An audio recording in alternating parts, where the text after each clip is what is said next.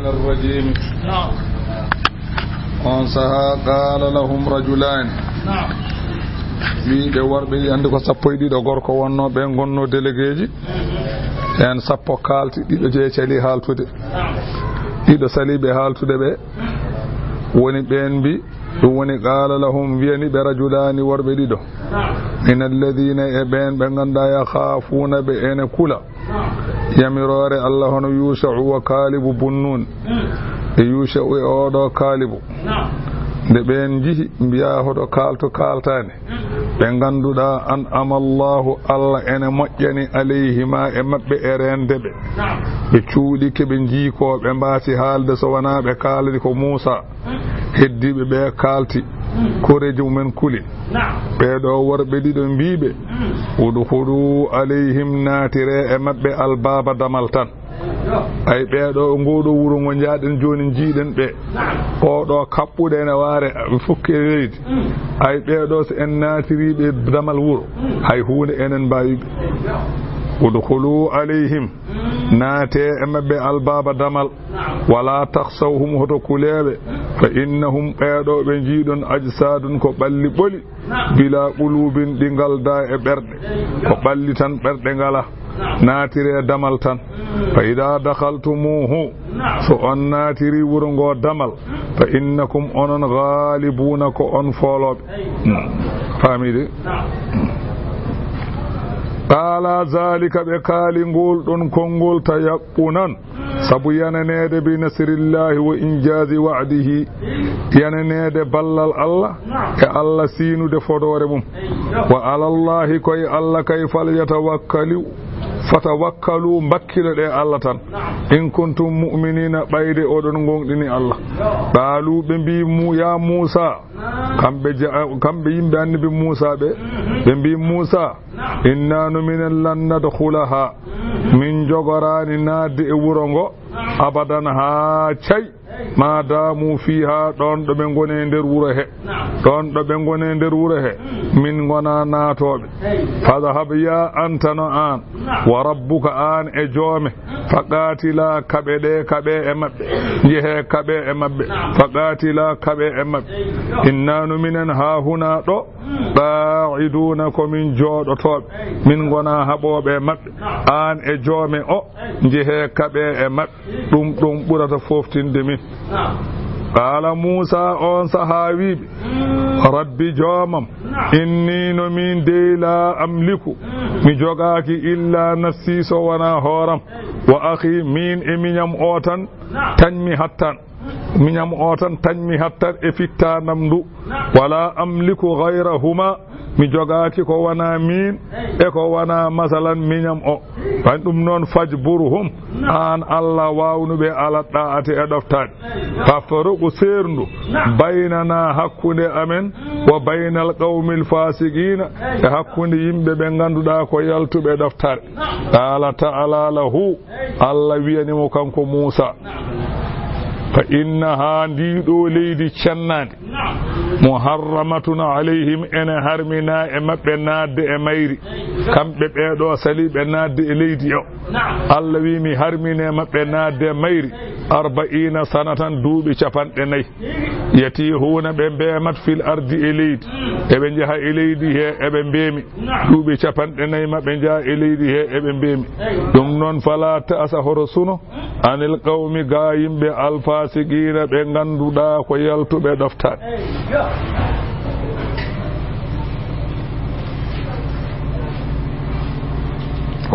oto suna hen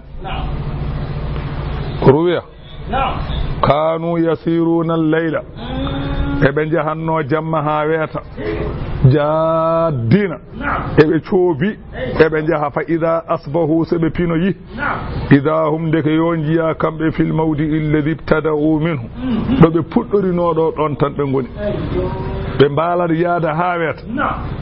so weeti ɓe taw koɗo ɓe gonnoɗo tan ɓe goni ɓe ñalla yaade ha weeta so yeehi ha yiiri ɓe taw koɗo ɓe gonnoɗo tan ɓe goni duuɓi 40 ana ko sabotage Allah ɓuri ɓe ɗum wawde hattan qaradu kullahum ha kamɓe fof kisa ɓe gasi haɓe maayi haɓe laaɓi illa man lam yablughul isrina so wona e maɓɓe mo yettaki duuɓi 20 qila wa kanu 600,000 wiyama keɓe temedde jeegom ujunere neɗɗo kamɓe fof ɓe maayi ha heddi fodde ujunnaje nogas neɗɗo kam fof ɓe maayi haɓe laaɓi on saha wa mata haruna wa musa e haruna maayi ko nokkuni wiye tiihi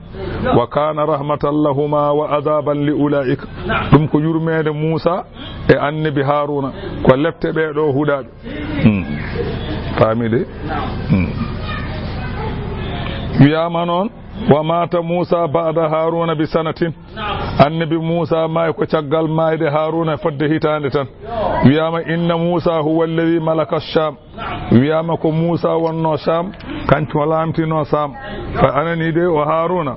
masalan o kana yusha'u ala magdamatihi yusha'u koy konu makko wonno wa asa fiha zamanan dawilan o wuri toon dumunna juɗɗo seeɗa wa mata wiyama kanko musa wa amayi walam yu'lam lahu qabruhuma wiyama noon kamɓe ɗiɗo fof anani de qabriji mabɓe andaka qabrun andaka musa en jogui qabri wiyama qabri musa he goto andata woni wa huma noon ɗariqatani ko konguɗi ɗiɗi goni hen qila inna musa won wiɓe musa e haruna tawajjaha ila al bariyati eɓe jahanno dow jeeri famata haruna maytun fa dafanahu akhuhu musa ubbimo thumma raja'a ila qawmihi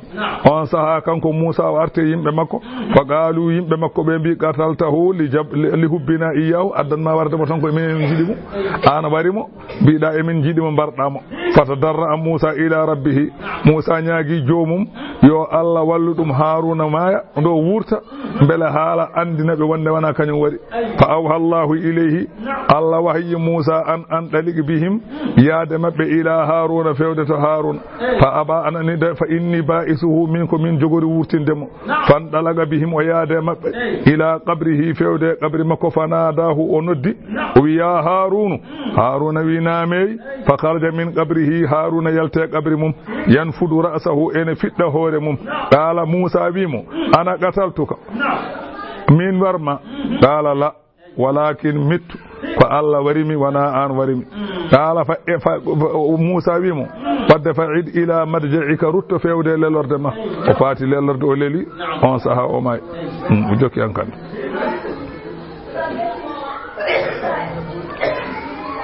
woni noon annani woni noon fa anani de bismillahi wiyama wa sa'ala musa rabbahu musa ñaagi jomum inda mawtihi nde musa mayatane musa ñaagi an yadanihi min al ardi al muqaddasati ramyatan bi hajarin o wi omo ñaagi yo allah sa ene waramo yo ɓallin mo fodde leydi muqaddasa fodde weddande masalan hayre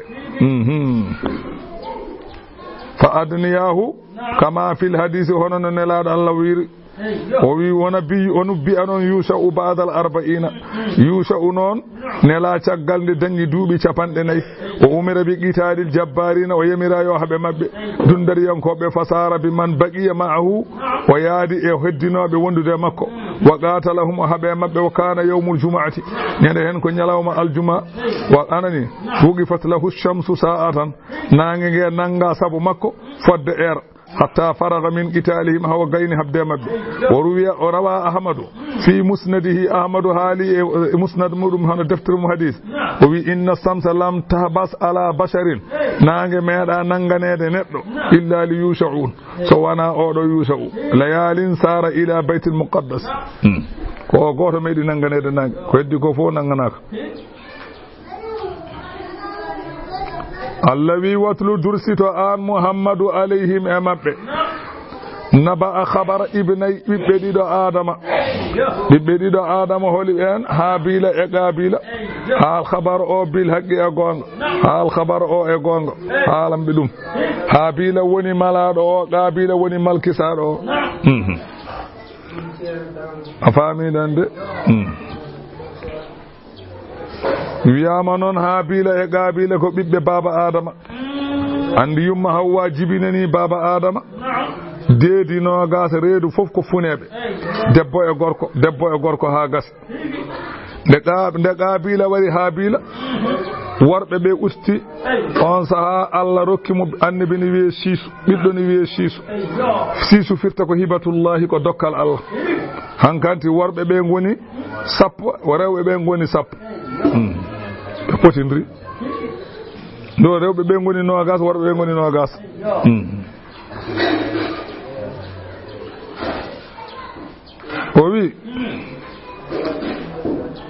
o wi woni sababu o kanko baba adama funeɓe makko ɓiɓɓe makko ko ɓiɓɓe rewɓe ɓe ko nogas worɓe ɓe ko nogas kala reedu ko funeɓe joni noon o resdirat ɓe funere nduya reedu wondu dow ndu gorko mum resa funere debbo gonɗo less o noon ɓe mbaɗata funere gorko gonɗo less o resa funere debbo gonɗo dow o noon baba adama waɗiri funere qabila nde noon ko funere makko nde ko debbo joɗɗo baba adama humani joom funere makko nde e habila funere habila nde humani ɗum e qabila funere habila ɗo nen ko afrul bura ko cofa joni noon qabila noon yi ɗum soofi ɗum no feewi qabila wi baba adama ɗum ɗo wona saria ko an tan feri ndi waɗi ɗum wona saria Allah wiyanima noon ko an tan feri ndi waɗi o wi noon babiraɗo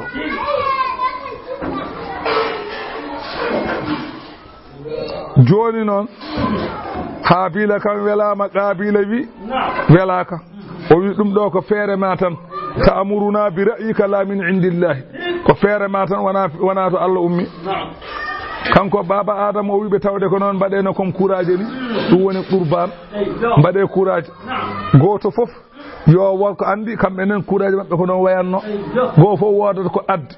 joƴƴinayi leydi jeygol ummo dow asaman kala mo courant mum jaɓa jeygol ngol yana hen nawa duppa ɗum woni on courant mum jaɓama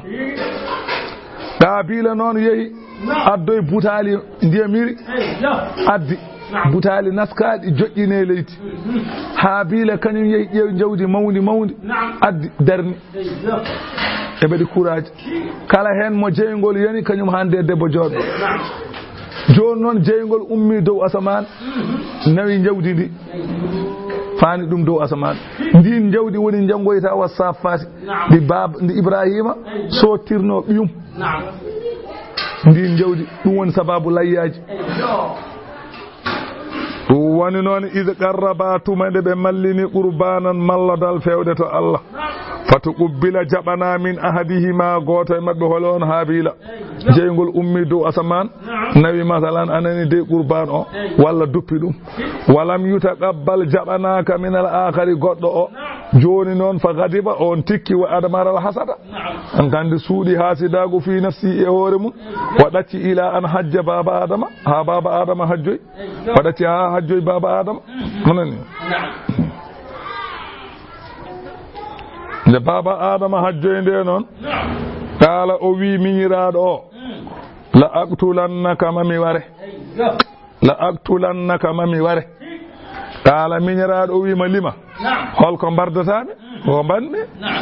kala lituqabbila qurbanaka duni mbardan mami ko sabu kurama sabu qurban ma jaɓede mi jaɓanaka ɗukkuɗa defoɗo a faami kala ɓiñiraɗo o wimo ɗum tan mbarduɗami mbardatami tan ko pour coura am jaɓama an coura ma jaɓaka kala miñiraɗo o wimo innama yataqabbalu llahu ay Allah jaɓanta kay ko minal muttaqina ko hulɓe Allah jaɓanta ko kulɗo ɗum mo wulani Allah kay Allah jaɓanta ɗum wallahi la in basatta sa werti ilayya fewde am yadaka jungo mali taktulani pour mbarani ganda ma ana wanani min kam bi basidini boɗo werta yadiye jungam ilayka fewde mali aktulaka mi warma mi watta ɗum hay sa ƴetti jungo ma a ari aɗa warami min mi wana bartotoɗoma mi yoftatako saabu innino min akhafu llaha min mboɗo huli Allah rabbal alamina jeyɗo binde e wardema innino min kay uridu jinmi kay ko anta bu ane duttottoɗa bi ismi e bakkatam mbarami jaada e bakkatam wo ismika jaada kadi e bakkan ma mo mbarɗa o bakkan ma mo joginoɗa ko adine mbaratami nde on bakkan duttotoɗa e mum e bakkan ko mbarɗami ko jaada hen min ko ɗum woni haajam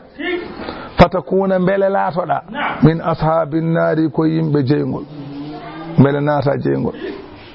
wala uridu an abua bi ismika mi yiɗa ruttodade e bakkan ma kay ida qataltuka so mi warima fa akuna minhum mi wonda e yanaroɓe jeygol mi wona ɗum qala taala allah wi wa zalika nadde jeygol dey jazau zalimina woni jogdi toñ allah wi fa ɗawwa'at lahu nafsuhu suɗanimo fittanu makko ɗatla akhihi warde miñiko fittanu makko wi war miño o aha joni noon nde o yiɗi warde miñiraɗo o anda no wardata miñiraɗo o anda o ala nde wonno hay goto meeɗa mayde taw o anda no neɗɗo wardete iblisa ari hollimo no neɗɗo wardete iblisa nangi ndiwri diwe ɗiɗi walla ndiwri tan o nangi o ƴetti hoore ndiwri nde o waɗi ɗum e hayre o faɓi ɗum e dow hayre o addi hayre wonde o fii e dow hoore he koyel ngel likniti ndiwri ndi maayi kanko Qaabila omo ndaara ko Iblis waɗata ko ha o waawi tan o wi miñiraaɗo Haabila wi naam o wi lelo Haabila leli o addi hayre o sakki Haabila afli o ƴetti hayre wonde o fii heen maayi hoore nde lanciti o maayi waxtulifa fi mawdi'i qatlihi ene luura noon ɗo warimo ɗo ɓe mbi ko ala aqbati harra hayre wote ne wiye a jamratul aqbata hedda makka ɓe mbi ko ɗon wa qila bil basar won wiɓe ko basara enda masjidi hal a'zama ɗo juma maɓɓe mawɗo ɗo woni joni ɗo wiyama ko ɗo on saha faqatalahu o wari miñiraɗo o nde o wari nde fa asbaha o wattini minal khasirina koye pertu o kadi o perti bi qatlihi walam yadri ma yasna'u bihi o warimo o anda no waɗata o anda o weddotomo ɗon o anda ubbande wonna e goto meeɗa mayde li annahu awwala mayyitin ala wajhi l ardi nde wonno kanko woni arwande mayɗo e dow leydi aduna he e ɓiɓɓe adama o anda fa hamalahu o ronimo ala zahrihi e keeci makko wiyama o wambimo balɗe capanɗe nayyi won wiɓe hitande omo wambi waaji o omo ronki andude no waɗata on saha noon hawa lepti fa ba'asa llahu allah neli ɗon guraban ko wiyete jeyi aɗa andi jeyi de e jeyi allah neli ɗon jeyi o yaɓa haso fil ardi ene witta leydi ene wiɗo no gertogal waɗata ni ene wiɗo ene ƴetta hoggoje mo e koykon mum ene wiɗoro leydi ha waɗi widuru addi jeyi goɗɗo ubbi ɗum waɗi widuru mawdu ƴetti tan jeyi goɗɗo waɗi hen ubbi o andi ndeke neɗɗo ni so maayi ko ni waɗete kanko naw ase ubbi habrama nde o warimo nde leydi fodde balɗe jeeɗiɗi sali deeje ene dilla tan kadi leydi ndi kadi yari ƴiƴam ɗam ha laaɓi hono noon yardata ndiyam ni on saha allah noddimo kanko Qaabila allah wi ayna akhuka Haabila Qaabila to musidɗo ma Haabila woni fa qala ma adri o jaabi allah wi mi anda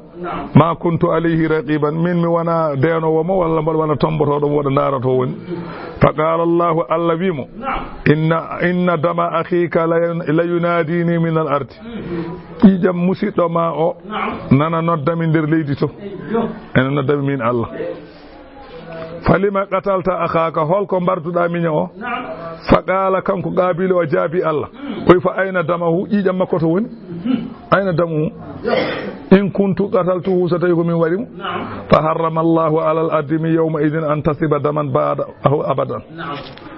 tuggude on ñalawma ha ñalawma mo gonɗen ɗo o leydi yarata ƴiƴam jaɓata ƴewta so wona an ɓofti iwata ɗo leydi so wona an ɓofti moɗata ƴiƴam kila ñalawma on hadema wulde allah wi waɗirini ko li yuriya o neliri jeyi o andi en jangi wiyama lamma qatala qabilu habila nde qabilu wari habila kana adamu bi makkata on saha baba adama enen to makka fastaka sajaru ledde fof ngalano giye on saha ledde mbadi giye wata ghayyarat al adamatu hankanti nyabbe batti ufde hay nyamri ngotiri ufatano watti ufde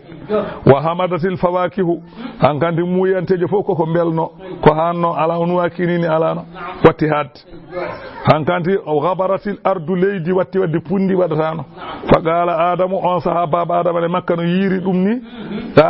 baba adama wi qada hadasa fil ardi hadisun wonko kewe leydi hede wonko kewi kon so dum do medano wadde falamma raja adamu de adama rutti masalan ani de to wuro mum sa'ala qabila an akhihi wa namdi qabila minum oto woni faqala ma kuntu alayhi wakilan o min wana wakil wako sagala namdo faqala baba adama wi mo balgatal taw ko an warimu walidhalika wadda jilduka nguruma ko mode wonno abawli abi ko joni ko dum woni on faqadiba alayhi baba adama tikkanimo fa zahaba qabilu madrudan qabila ummi don ena wayno diddado fa akhada ukhtahu wa nangi masalan bandi ko debbo o wa haraba biha o yaade mum o dogde mum be pay nokko ne wi adni de be jetti adni be ngoni don iblis ari don woni babiragel wa qala lahu iblis wimo innama akalatin naru qurbana habila li annahu kana ya'budu an-nar sayi masalan jeygol ne nyama qurban habila addani dum don ko habila en rewanno kanyum ko jeygol dum woni sababu o fansiba anta nara anne wad jeygol takulu laka bele anne danya ko dewda iblis wi mo non woli agibaka anane tane en ka so ngari danya ko dewi fa bana baytan nari kanko o mahi suru jeygol fa huwa awwalu man abada an-nar kala gadi do rewde jeygol kanko woni arwande wa kana qabilu la yamurru bihi ahadun hay goto wirtata ko mo illa ramahu bil hijarati so wana weddo mo hayre kala tawdo mo do jodi do weddo mo hayre kanko qabila fa aqbala ibnul liqabila a'ma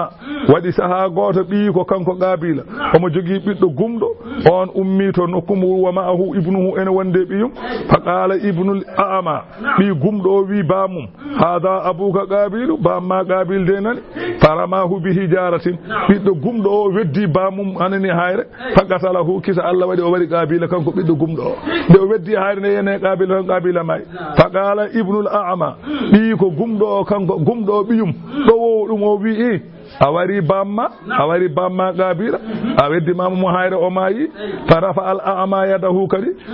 kanko gumdo kadi kanko kadi de biddo wi ma awari bamma tano yetti hello kadi wi biddo pat biddo kadi no kadi mayi famata faqala al a'ma gumdo wone wayde wi wayli bone naate am qataltu abi bi ramyati mi weddima hayre mi wari babam wabni bi ladmati mi wari biyam hel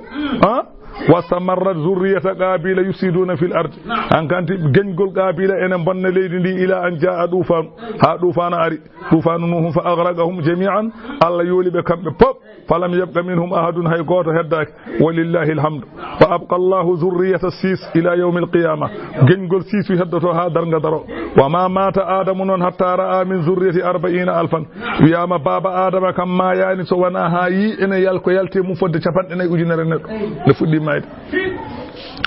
الذي جي او هولما ko li yuriyahu bele hollamo kayfa yuwarino ubbirta saw atajiba akhihi miniko qala o wi ya waylata min de hele wodani kam ajastu min de mi ronki an akuna ne la to mi mithla hadha al-ghurab mi wanana yeru odo jey fa uwari bele mi ubba saw atajiba akhi minyam o fa asbaha kanko bardo o wattini minan nadimina koy nim sidbe o jeya allawi min ajli zalika sabu warde odo qabila ko wadi ko allawi ni katabana min parli ala bani israila e bani israilen annahu hol ko woni fi man qatala nafsan kalama wari fittanu bi ghairi nafsin tawbana fittanu ne wari fittanu awela tan barda aw fasadin fil ardi walla fittanu wana ene bonne leydi barda dum kala man kafara aw zana aw gada dariqan ko wayno min kufrin aw zinan aw qat'i dariqin ko wayno warde hore walla wonde kefero walla wonde ruggiyanki tawde neddo o wadani dum kala bardo neddo mo wadani dum faka annama qatalan nasa jami'an o do nyaawore mu nyaawete ko bardo dendangal tagore nde pop sabu neddo hay goto anda ko yaltata mum ha Allah tan andi wana o jibinat on mo jibino kadi jibina ni dum ka o wari ko yimbe fof wana enen fof jaltuɗen koye goto ni dum firti ha wa man ahyaha kala mo haɗi fittanu mayde kala gonɗo sababu ha neɗɗo wuuri faka annama ahya nnasa jami'an one ñawore mum ko gurnuɗo dendagal tagore fof ha o baɗɗo gonɗo sababu ha neɗɗo wuuri waasi mayde oɗo faka annama ahya nnasa jami'an o way kono gurnuɗo dendagal yimɓe pop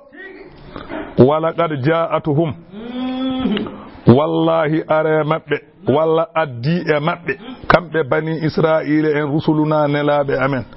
bil bayyinati e hujjaji ɓanguɗi humma inna kathiran ay ko heewi minhum e mabɓe ba'da dhalika caggal nde annabaɓe ɓe gaddaniɓe ɗum fil ardi e leydi heela musrifuna ko yawtoɓe ko dagi fewde ko keferu ene mbara koye ene mbaɗa ko beela wa nazala aya garo o jippi ko fil irniyina leñol gotol ne wiye irniyin lamma qadimul madinata ɓe ngari to madinatul munawwara wa hum mardaɓe cellani fa adina lahum nnabiy sallallahu alayhi wa sallam nelaɗo Allah yamiriɓe an yakhruju ila al ibili wa yasrabu min labaniha yeɓe jaltu anani dey wa yasrabu min abwaliha wa albaniha seɓe jeeyi ɓe ngari ko madinatul munawwara kamɓe irniyina en ɓe cellani eɓe ngari wullitade nelaɗo Allah yo walluɓe ñagonoɓe Allah beele ɓe daña cellal nelaɗo Allah wiɓe joni ngare mbaɗeni geloɗi sadak nana ladde to geloɗi sadak nana to ladde to jeehe toon son jeehi coofe geloɗi ɗi oɗon jara hen oɗon looto hen kosam geloɗi ɗi oɗon jara hen so Allah jaɓimo on cellu ɓe payi ladde ɓe tawi toon gaynako nelaɗo Allah ene wonde geloɗi ɗi eɓe jara kaaye ɗe eɓe masalan eɓe looto e kaaye he eɓe jara kosam ɗam haɓe celli ɓe mbi ɗeɗew on saaha ɓe mbari gaynako o ɓe mbari gaynako geloɗi o ɓe dogde geloɗi jeeya tan ɓeɗo jasɓe on ngari wullitade ha Allah walli on jamfoɗo ha joni noon enen paami ruggiyanke ko waɗete eɗen paami barowo hoore ko waɗete eɗen paami jamfotoɗo holko waɗete eɗen paami gujjuɗo ko waɗete joni fof ɓe mbaɗi ɓe mbari hoore ɓe goni ruggiyankoɓe ɓe gujji joni noon nelaɗo Allah sallallahu alaihi wasallam alana ɗum sharia koɓe poti waɗede ɓe mbaɗi ɗum ɓe jeehi haala ka yani ga e nelaɗo Allah o yamiri seynaɗi yo ngabboɓe ngabbiɓe gartiriɓe Allah tellini ay o Allah wi innama jazaa'u alladhina ay ko woni jobdi ɓeen yuharibuna Allah ɓe ene kaɓay Allah wa rasulahu ɓe ene kaɓay nelaɗo Allah sabu habde ɓe e julɓe so neɗɗo haaɓe julɗo haaɓi koye Allah haaɓi koye nelaɗo Allah wona eɓe mbadda e Allah guerre kay ala habde nelaɗo Allah walla habde Allah ko habde julɗo sa haaɓe julɗo naɓe Allah gasi ɗum woni maana o wa yas'awna ene jaha fil ardi e leydi fasadan ene bonna e anine taƴa laabi jobdi maɓɓe an yuqattalu ko ne ɓe mbarete ɗum woni jobdi maɓɓe sa namdima ko ɗum woni ñawore aw yusallabu walla ɓe pete aw tuqatta aydihim walla taƴe juuɗe maɓɓe wa arjuluhum e koyɗe maɓɓe min khilafine ngada beño koyngal ñaamal jungo nano walla jungo ñaamo koyngal nanal jomum butte e leydi feŋe pengal hakkude keeci mum woppire noon hane mayde ngerƴi ɗum fof aw yumfaw min al ardi walla ɓe ndiwe e leydi ndi ɓe coggoye bangeji goɗɗi ɓe gona toon a faami ɗon de ɗum ɗo woni ñawore baɗɗo ɗeɗo gueɗe ruggiyanke so nanngam ni sariya wi ma o ware ma juuɗe makko taƴe walla o fete walla o riiwe Allah wi zalika ndiɗo jobdi kalandi lahum wonandeɓe khizyun gacce fi duniya e aduna kono kam wala hum ene woniɓe fil akhira azabun lefte azimun mawde lefte ɗum kam ko lefte aduna tan l'akhira kay ko woni ton ko haalatako illa alladhina tabu so wana ɓe ruttiɓe goppi ruggiyankako min qabli ko adi an taqdiru alayhim de hattante e mumen ko adine nangete ko adinde joomu en nangete ngara tuuba andi ruggiyanke so tawi dangama hay so tuubi jaɓantake sari jaɓata ruggiyanke hay so tawi nangama hay so tuubi jaɓetake ko so tawi noon o nangaka o miijima ko waɗa ko moƴƴani o ari o tubani Allah omo jaɓane tawde o warani hoore o jaɓante tan so waɗi hoore o warte gasi hay so jaɓi tubde fa'alamu gande anna Allah ghafurun ko jafotoɗo ko ɓe mbaɗi rahimun jurmotoɗo ɓe faami de bismillahi ya ayyuha alladhina amanu ehi moɗon gonɗinɓe Allah ittaqullaha kule lefte Allah gonɗinde Allah kay yiyata kadi yo hul Allah ka gonɗini Allah ka fata wiyeede ya hul Allah gadi ka kulɗo ko ya ɗofto Allah ya duuma kadi e ɗoftade Allah anna tawbata min az-zunubi nafi'atun tubande Allah e bakkar koko nafata tan nden noon wa kanat tawbatu min jumlati taqwa sabu neɗɗo mo hulani Allah wawa tubde en tuuba Allah wi wabtagu onon julɓe ɓe ɗaɓɓe ilayhi fewde Allah alwasilata jokkargal ma yuqarribukum ilayhi min da'atihi kala ko ene ɓallina on fewde Allah to bange rewde Allah ɗaɓɓe ɗum kala ko ganduɗa ɗum ɗo sa waɗi ene wona sababu ha ɓalloɗa Allah wat a faamide sakkade miskino Allah en hokkude hadaya en juurade ceerno en wadde fof juurade waliyu en haalde ko moƴƴi en duwade en fof koko ɓallinta Allah kala ko ganduɗa sa waɗi ene wona sababu ha daña jam wabtagu ilayhi alwasilata ey yuwassilukum ilayhi kala kene yettina on fewde Allah min da'atihi bayanun lima siwa kana tilka da'atu fardan aw naflan dewe Allah de foti kede farillaji walla ko nafilaji fatan ene yettinma Allah wat lima fil hadith wala yazalu abdi hadithul qudsi Allah ena haala o wi serata maccuɗam yataqarrabu ilayya bin nawafili ena malloromi nafilaji hatta ahabbuhu hami yiɗamo fa ida ahbabtuhu somi yiɗimo kuntu sam'ahu alladhi yasma'u bihi mi wonta nanɗe ɗe o nanirta ɗe o ɓallakima alhadisu ha to hadis o haɗoyto oyi fattagowa huna sa nani ɗo hulde Allah tarkul mukhalafati sa nani hulde Allah ko woppude lundade Allah kala ko Allah wi yo waɗe aɗa waɗa wabtigha alwasilati ɗaɓɓude jokkorgal fewde Allah fi'lul ma'murati ko gollude jamiroje Allah wa yasihhu anna almurada bittaqwa anani ene sella muyande kulgol Allah imtisalul ma'muratil wajibati rewindade jamiraje baɗɗiɗe wa tarkul manhiyatul muhrimati woppude kade ɗe ganduɗa ko karminaɗe wabtigha'ul wasilati sanani ɗaɓɓude jokkorgal fewde Allah ma yuqarribuhu ilayhi mutlaqan kala ko ene mallina neɗɗo fewde Allah hay hunde wiyaka ko ɗum kala ko mallintuma fewde Allah tan wat wa min jumlati dhalika mahabbatu anbiya illahi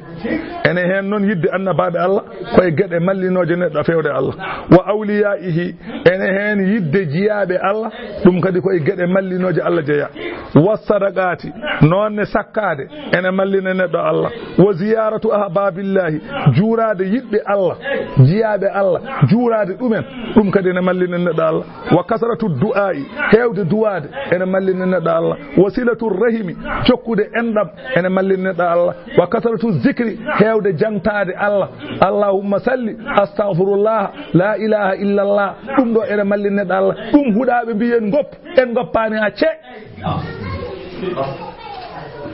ɓe mbiyen goppu en goppani ko ɗum ɗo mallinta neɗɗo Allah mbiya ya woppu an woppu an tata ka kuuɗa tan woppu woto yowi woppu kay mi woppani wala ka فالمعنى كل ما يقربكم إلى الله فالزموه كوني معنا كلا كن ملين ما فيه الله نيبه هن واتركوا ما يبعدكم عنه كلا كن ودينا هنا الله غبه إذا علمت ذلك سأندريني فمن الدلال البين إن جاء مجر فنج والخسران الظاهر إن جاء فرت فنج هل كوني تكفير المسلمين بزيارة أولياء الله ويد جول دكو كافر سبو جورا دي جياد الله بن جاء بن جورو مايدو بكاي بيكو هيفره ene jiya e majjere e wonde kawjuɗo e wonde ɓi kawjuɗo had wiide neɗɗo o ko ni way zaimina anna ziyaratahum eɓe ngaaƴoɓe mbi wonde juurade mayɗo walla juurade waliyu Allah ɓe mbi min ibadati gayrillahi koye rewde ko wona Allah ɗum ɓe mbi bal ɓe kangama kalla bal hiya min jumlatil mahabbati fillahi koye dendagal yidde Allah ko ɗum jeeya koye jumlaji yidde Allah jeeya allati qala fiha rasulullahi sallallahu alaihi wasallam nelaɗo Allah wi ala la imana liman la mahabbata lahu neɗɗo ma ala yidde on wawa wonde julɗo ala so kay neɗɗo waɗa ko yiɗi wona addanma juurade jeeyaɗo Allah o ko fibde wonde wonko Allah waɗimo ko mawningol Allah woni ɗon mawninɗa ko Allah wona kanko ko Allah mawninɗomo o ko on mawninɗa wona kanko mawninɗa ala sabu sa ari ɗo makko ɗo gandra o wona Allah ko mbiyata ceerno minen de min jiiɗi ñagono ɗumin Allah yo Allah waɗa inde ka wona Allah sinno ko Allah ka wiyata yo ñagane Allah ɗum wona kufru so neɗɗo yi on ko kemere ko kañum woni kanga والوسيلة التي قال الله فيها وابتغاء الوسيلة دو وابتغاء ما الله وي ان جيو جيابه الله يد دومن فامي وني ابتغوا اليه الوسيلة وجاهدوا كبده في سبيله اتولد دين الله لعلكم برجو أن تفلحون مالدون الله وي إن الذين كفروا بين غندا هفرب لو أن لهم حيث تبتنيبه ما في الأرض كو وني ليدي جميعا دنانغال فوف kala ko woni leydi taw kambe jeyi kanko kefero kanko goto jeyi dendangal aduna o fof gila e neddo mum ha e hubere mum ha e kalis mum taw kanko goto jeyi o mislahu ma'ahu hono dum kadi yanta hen kadi o jeya Allah wi li yaftadu bihi mabe ciotoro dum min azabi yawmil qiyamati pour be ciotoro dum lette yawmal qiyamati Allah wi be bada dum be dokka Allah ma to ubbila minhum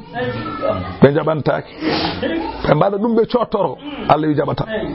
li yaftadu bihi habe ciotoro dum min azabi yawmil qiyamati be nyalawma lette yawmal qiyamati dokka Allah yaafo Allah wi ma to ubbila minhum be jabantaki walahum ne wodni be azabun lette alimun mus yuriduna kambe beedo hefere be muy ko an yakhruju de be jaltata minan nari e jeygol wa ma hum wanani kambe non bi kharijina minha e be jogori yaltude magol be biyata de ko be natta kono be gona yaltobe ni Allah wi dum de be jidde ko wasde nadde jeygol kono Allah wi wa ma hum minha bi kharijin wala hum azabun ali muqimun ene wodani be lette de ganda ko duumide be ganda ngala tajgol ko encore tan wasarigu gujjo gorko wasarigatu e gujjo debbo so nangama faqda u aydihuma taje juude mabbe gujjo gorko e gujjo debbo so nangama faqda u aydihuma taje juude mabbe mbi jaljalla goto nanganom ko jangunodo qur'ana non ko gujjo non o wujjo nanga mbi holko jange qur'ana as-sariqu was-sariqatu holko rewi hen ko ifagsilu aydihuma lote juude mabbe ko dum min jangum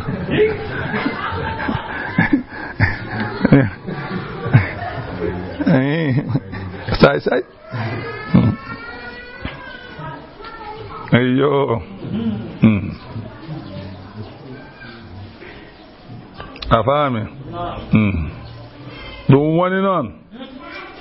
wassariqu wassariqatu faqda'u aydiyahuma gujjo gorko e gujjo debbo taƴe juuɗe maɓɓe jongo ñaamo goto maɓɓe fof sharia wi ko taw ko wujji ko noon ene timma rubu dinari fodde nayaɓal men kelde ko jarata hedde ujunnaji 5 en 4 en fodde ɗum o wujji wa amma lootol mburu kay pette tan a rewat hen tan kefta looci ma walla petta kam gitta nguuru ma kam kono kam jungo taƴetake so wujji ko jarata ujunnaji tan jungo tajataake fasaidan wa annahu ida aada kadi qudi at rijluhu al-yusra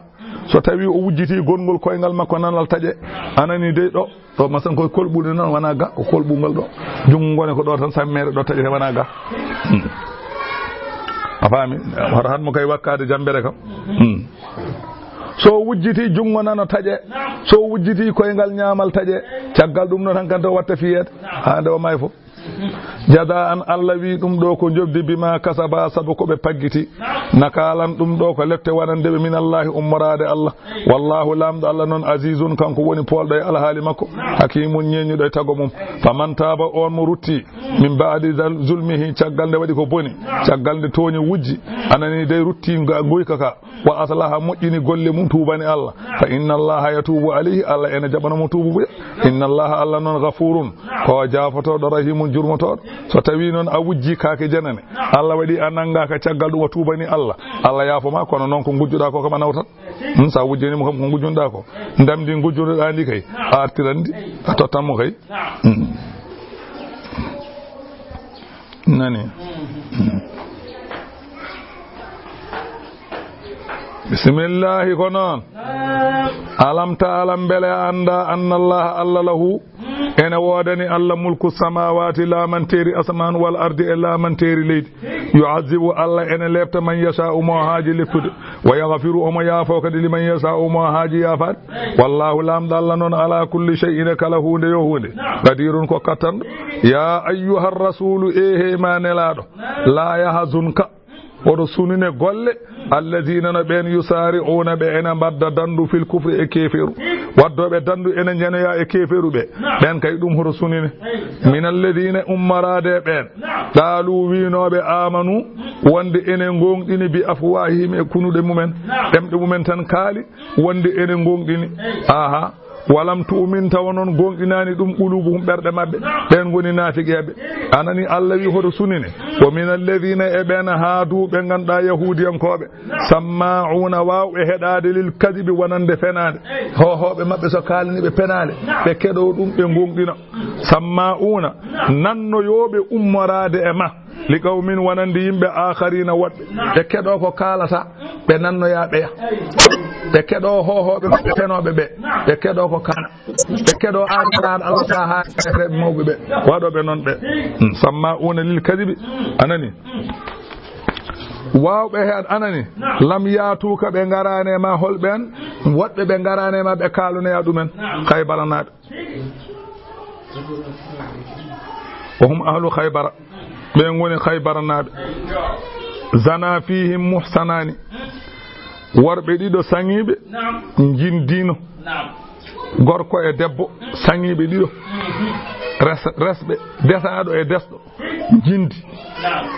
joni non ngare hohobe mabbe enen ngari nyaawdede be nyaawi dum en kaalin dum issa o ya ala imran to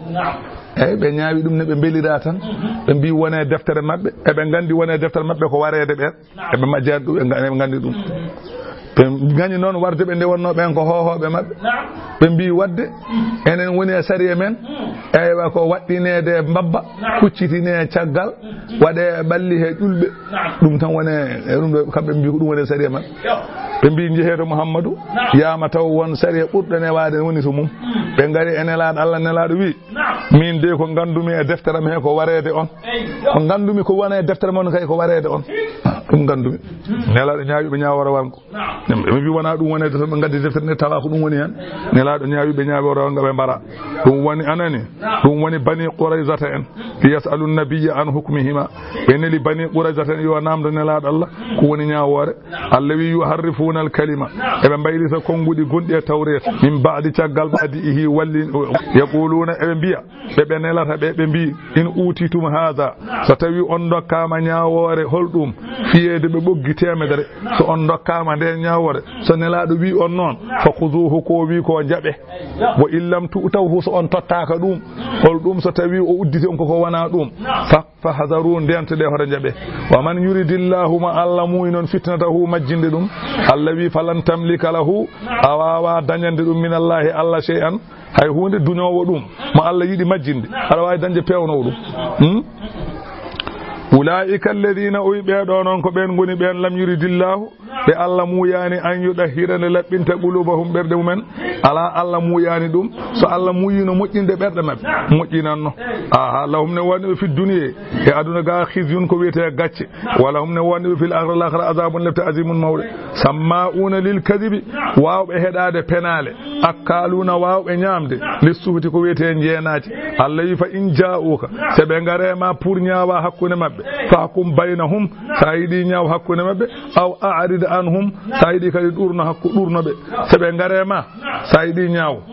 sa ɓe garanema sa yiɗi woppu hada tahyirun mansukhun anani de oɗo aya ko nuskiraɗo wa an hukum baynahum bima anzala Allah anani de on aya nuski oɗo aya aha anani an kadi se ɓe garema tan ɓe portodiri pelende ñaawɓe ko woni e deftere ma ko kono wonno adana ko sa yiɗi ñaawa sa yiɗi goppa wa in tu'rid anhum sa ɗurnimama ɓe a ñawani ɓe falan yadurruka ɓe mbawa lorludema shay'an hay hunde wa in hakamta so tawi aɗa ñawa hakkude mabɓe fa hakum ñaw baynahum hakkude mabɓe bil qist e nunɗal inna allaha Allah noon yuhibbul muqsidina Allah ina yiɗi nunɗoɓe e ñawoje kanko woni barjitowo wa kayfa yuhakkimunaka holno ɓe ñawnirtoma an nelaɗo Allah ɓe garema ɓe mbiya ya ñawɓe tewa endahum tawreta eɓe jogui deftere tawreta te fiha hukumullahi ñawore Allah nan toon ko wone deftere makko ko ɗum wone deftere maɓɓe hol sababu keɓe garema ɓe mbiya ya ñawɓe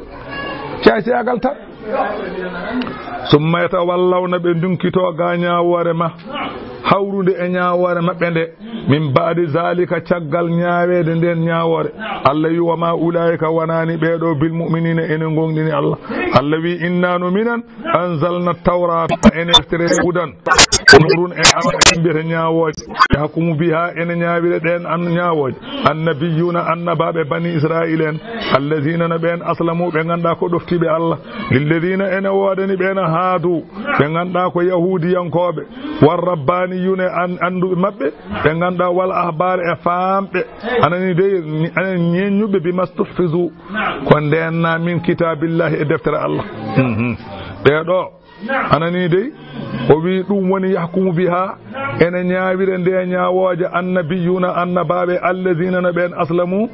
jebbilaniɓe Allah annabaɓe jebbilaniɓe Allah ɓe eɓe ñaawana lilladina wonande ɓen haadu ɓe ganduɗa ko yahudiyankoɓe pewɓe warrabbaniyuna e anduɓe mabɓe wal ahbar e wawɓe jangde mabɓe bimastahfizu ko ndenna ko Allah renniɓe ko min kitabillahi e deftere Allah eɓe ndeni ɗum ɓe gostittako wa kanu alayhi shuhada eɓe goni kadi seedeji eko mbiɗa ko wonde ko gonga ɗum noon Allah wi fala tahsawun nasa koto hul yahudiyankoɓe ala an nelaɗo Allah hoto hulɓe wahsawni saɗa hula hulan min hoto suur ko mbimi ko wala tashtaru hoto gostito ɗe bi ayati e aya jam ɗe hamanan kalisal qalilan seeɗa ko joli joni ko aɗa andi ko dagi aɗa andi ko harmi dokkeɗa million tan kala fenani keɓa télé aɗa haala ko welma walla keɓa radio tan aɗa haala ko welma wona e wiide pourtant ɗum ɗon noon haade sariya o foti ko changede par ce que aduna o wona e haalde ɗin haalaji eyyi anani hay hunde wala ko million tan ka dokkaɗo million tan min jaɓani Allah wi wa man lam yahkum mo ñaawirani bima anzala Allahu ko Allah jippini fa ulaika ɓe nde humul kafiruna ɓe mbiyete kefere sa nani kefere ko mo ñaawirta deftere Allah kala mo ñaawirani deftere Allah ko kefere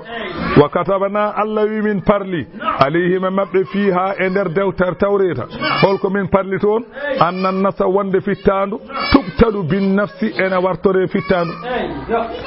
he oppu kanko fittandu so wari fittandu ene wartere sabu warde ɗum de wala ayna yiitere tufɗa'u bil ayni yiitere ne lokñitire sabu lokñidde yiitere sa lokñiti yiitere neɗɗo yiitere ma lokñite wala anfa ay hinere yujuda'u bil anfi ene taƴire tajje hinere sa taƴi hinere neɗɗo hinere ma taƴe wal uzna nofrune kay ene taƴire bil uzni sabu tajje nofru wa sinne ñiire ene ɗoofire bis sinni sa ɗoofi ñiire neɗɗo ñiire ɗoofe wal juruha jiwonde qisasatun koko joftete kala ko newi hen sa taƴi jungo neɗɗo jungo ma taƴe sa taƴi koyngal ma taƴe sa taƴi zakari neɗɗo zakari ma taƴe wona wi dalik wa ma la yumkinu fihi kala ko ganduɗa wawa yoftede so yoftama mayde ne wawi jolde hen ɗum ko ñawore woni hen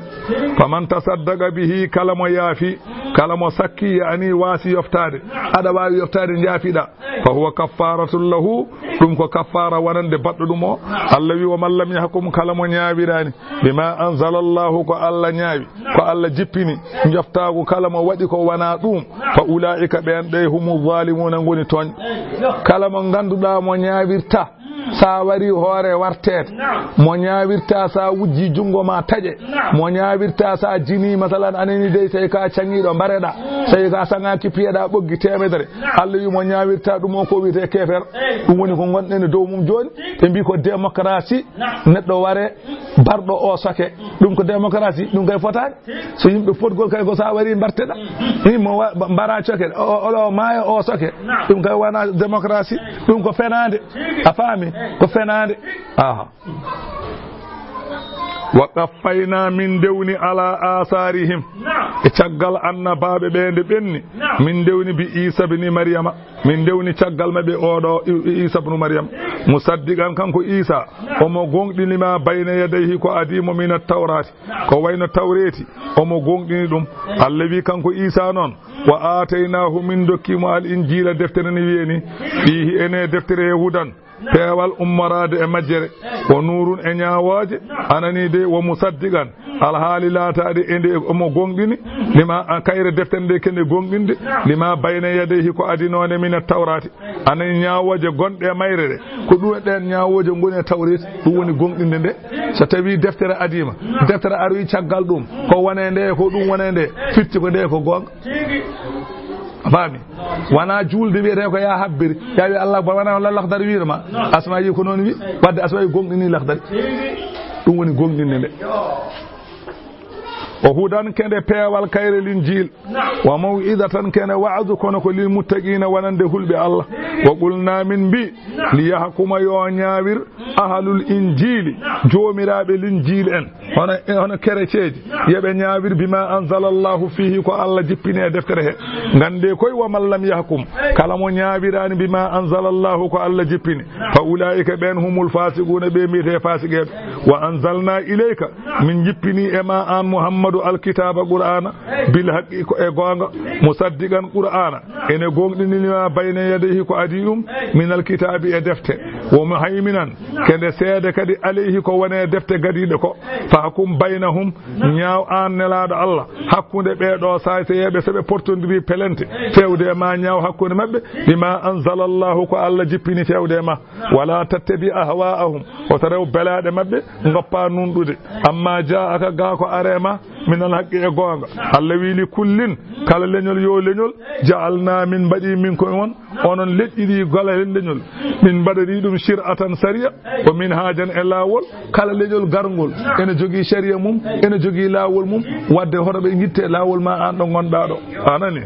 walaw sha Allahu so tawi Allah welanoma la ja'alakum ma o waɗanno on ummatan ko on dental wahidatan gotal e sharia goto kono Allah waɗani noon walakin ko woni Allah addani ɗum sendude on ko liyabluwakum ha o jarribo on fima atakum ko rokki on e shariaji lurodirɗi li yonzurul mudi'a minkum wala asi hawa ndara e moɗon ɗoftiɗo o ndara e moɗon gofɗo fastabiqul khayrati mbadde dandu fewde moƴƴere ilallahi fewde Allah marji'ukum Allah onani fastabiqul khayrati mbadde dandu fewde moƴƴere ilallahi ko fewde Allah marji'ukum woni ko to Allah paadon fa yunabbi'ukum habra on bima kuntum fihi ko latino ɗon mum takhtalifuna oɗon lurodira anan woy jaaji kullan minkum o yaɓa kala goto e moɗon golle mum wa anihkum Allah ñaawi ya ñaaw baynahum hakkude mabɓe bima anzalallahu ko Allah jippini wala tattabi'i koto rew ahwa'ahum belaɗe mabɓe wa hadarahum rentoɓe an yaftinuka hade maɓɓe majjindema an ba'di ga yoga ma anzala Allahu ilayka ko Allah jippinema rento hade maɓɓe waddema noon fa in tawallaw so tawi ɓe dunkitima ga ñawore nde ganduɗa aɗa ñaawi ɓe nde ɓe jiɗi wadde ñawore wonde ko wona nden fa alam andu annama yuridullahu ay Allah muuyi ko an yusibahum nde memnataɓe lepte e aduna he bi ba'di sabu yoga zunubihim yoga e bakkatuji mabɓe wa inna kathiran ay ko heewi minan nasi e yimɓe ɓe la fasiquna ko yaltuɓe ɗoftare Allah wi afa hukumal jahiliyati yeti ko ñawore majjiyankoɓe yabguna ɓe ɗaɓɓata wa man ahsanu min Allahi hukuman ala ɓurɗo moƴƴude noon e Allah to banggue ñawore li qawmin wonande yimɓe yuqinune ɓe ene janana